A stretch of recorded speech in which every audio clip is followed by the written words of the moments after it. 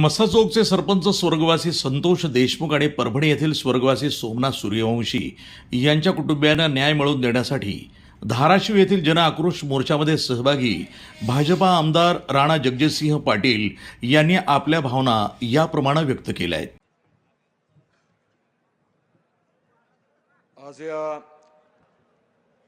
जन आक्रोश मोर्चाच्या माध्यमातून आपण आपल्या अतिशय तीव्र अशा भावना व्यक्त करतोय।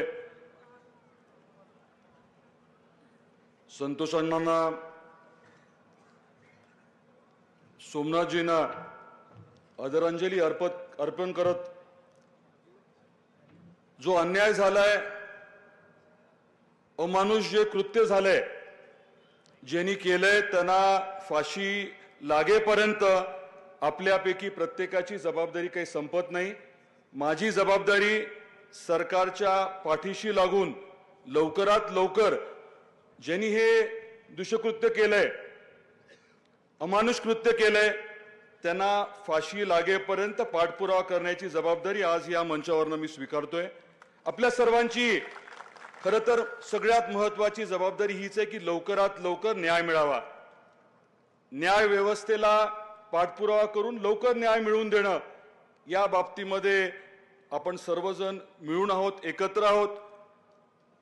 ही दुर्दैवी घटना घडल्यानंतर कुटुंबांना भेटायला मी गेलो होतो आणि त्यांनी एक विषय आवर्जून मांडलाय। त्या कुटुंबाच्या अनुषंगाने ती जबाबदारी देखील आवर्जून आपल्या सर्वांच्या वतीने मी स्वीकारलेली आहे। या कुटुंबाच्या पाठीशी खंबीरपणे आपण सर्वजण उभं राहू, हा देखील शब्द मी या निमित्ताने देतो। आपल्या मंगलताई पाटील, अरुण चौधरी त्यांचे ते जवळचे नातेवाईक आहेत, त्यामुळे आपल्या सर्वांची जबाबदारी आहे ती अजून जास्त वाढलेली आहे। परभणीला मी जाऊ शकलेलो नाहीये, परंतु तिथे आवर्जून जाऊन त्या विषयाच्या बाबतीत देखील प्रामाणिकपणे सरकारच्या मागे लागून पाठपुरावा करेन, हा मी शब्द आपल्याला देतो। आपण मला ओळखता, साधारण एखादा विषय जो आहे तो हातात घेतल्यानंतर अगदी मार्गी लागेपर्यंत मी काही सोडणार नाही। हे दोन्ही विषय तसे आहेत आणि हाच शब्द आपल्या सर्वांना परत एकदा मी देतो।